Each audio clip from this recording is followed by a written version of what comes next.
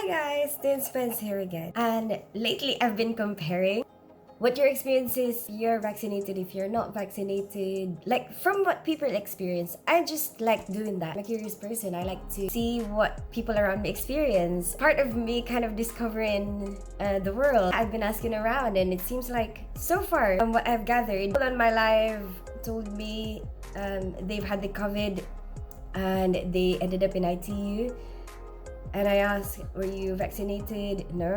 And then someone else mentioned their friend was physically fit and well, and he was so worried about me when I told him I had the COVID. And he said his friend was in hospital. He thought he was gonna pass away, it was so scary.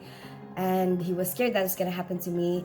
And I asked him, is he vaccinated? He said, no, he's not vaccinated. And then a few people on my live who had COVID as well. Then I asked them, were you vaccinated? And then they said, yes.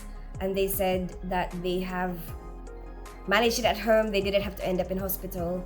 I had the same experience. I'm fully vaccinated. I managed it at home. I didn't have to go into hospital. I work in theaters and it's like really close to ITU. And our neighbor is actually ITU, it's like right next door to us.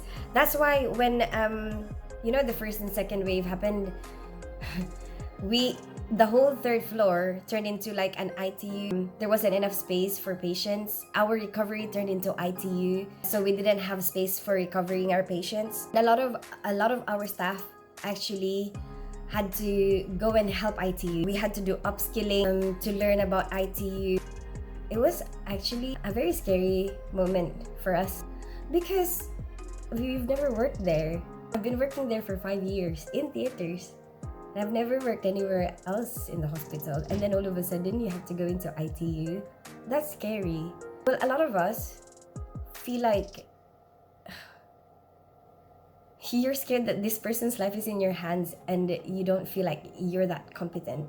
Nobody else has a choice because you're probably the best option at that moment because there's no one else. Well, I'm just really glad that like right now there's not that many patients in ITU as much as it used to like back then. I mean, the cases at the moment is like way high up. Like so many cases right now, but if you compare the deaths way back when we had the first and second wave, there's a lot more cases now. But if you compare the amount of deaths, the amount of hospitalizations, it's not as much as during that time. So the ITU staff, they said that their COVID related cases that end up in ITU or ICU are all non-vaccinated patients. I've decided to explain about immunity and how it works and how vaccines work because on my live one time, my dog told me that it's very difficult for them to understand how it works. Maybe that's the same for a lot of people. I'm just lucky that that was part of the course that I was taking, and that's why I know that beforehand, before all these things happen. Obviously, a lot of people who don't have that background information because they don't need that for what line of profession they've decided to take. He took it really well actually. He was like, actually really appreciate that you explained it because that actually helped me understand it a little bit more. I decided, you know what, maybe I should include that information on my video so that like for people like my dog.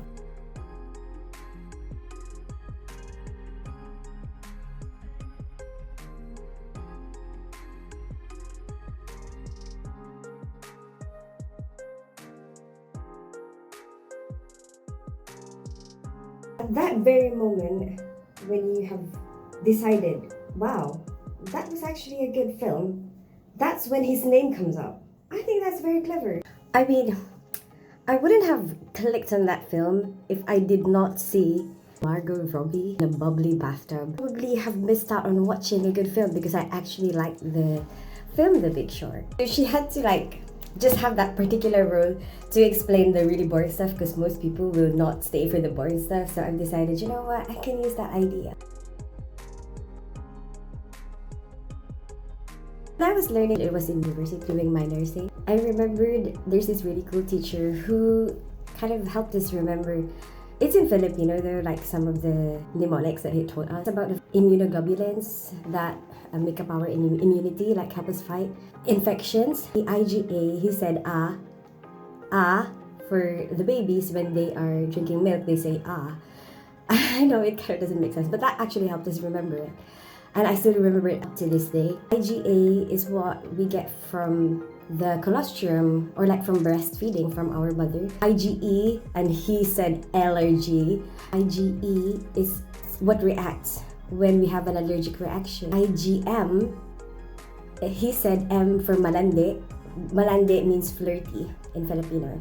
Flirty because if there's a stranger coming into your body, it's the first thing that goes to that stranger to greet the stranger.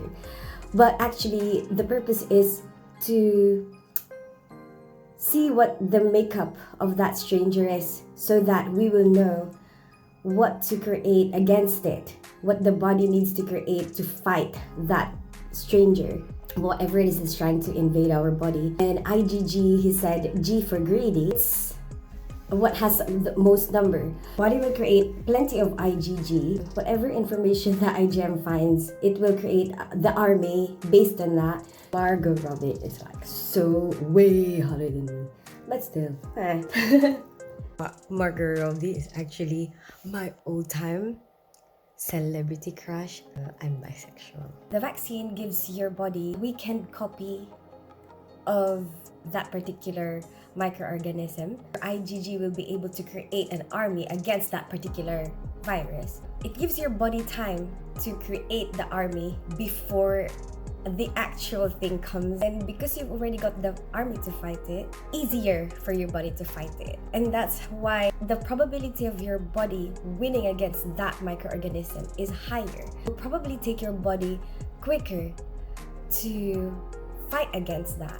For you to better understand, imagine that you've got a kingdom, right? And you've got army, and there's enemies out there that may come into your kingdom and invade you. It's like the IgM is your spy to see what the enemy is, its weaknesses. Let's say, for example, the enemy's weakness is actually copper. The IgM comes back to your kingdom, informs your army, and so you make lots of copper bullets and lots of guns. So now you're prepared.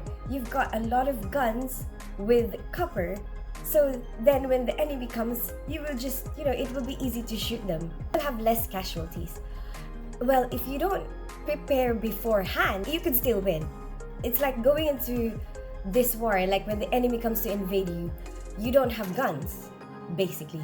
When you don't get the vaccine, it's like you don't have guns, although your body might have a really good immune system, which means like your fighters are really good. You can be going into this war with knives. So when the enemy comes and you later find out that, oh, actually they are susceptible to copper bullets, and that's the only time you start creating the copper bullets while you're already in the middle of a war. That's what happens when you don't have the vaccines.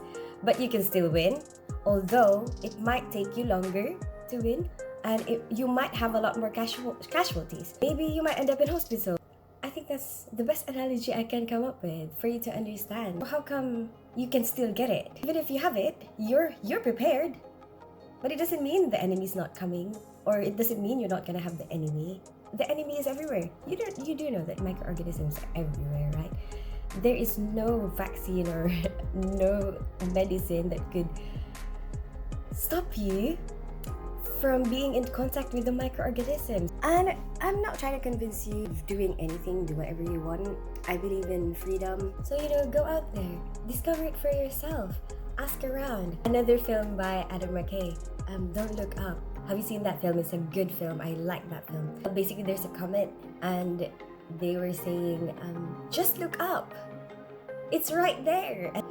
And find out for yourself. Do your own study. When you make your decisions, always weigh your benefits and the risks. And there are times when we have to choose between two things that both have a bad effect. Like, let's say, for example, you take medications regularly and you know that all medications have side effects. You decide, actually, I'd rather take the medication.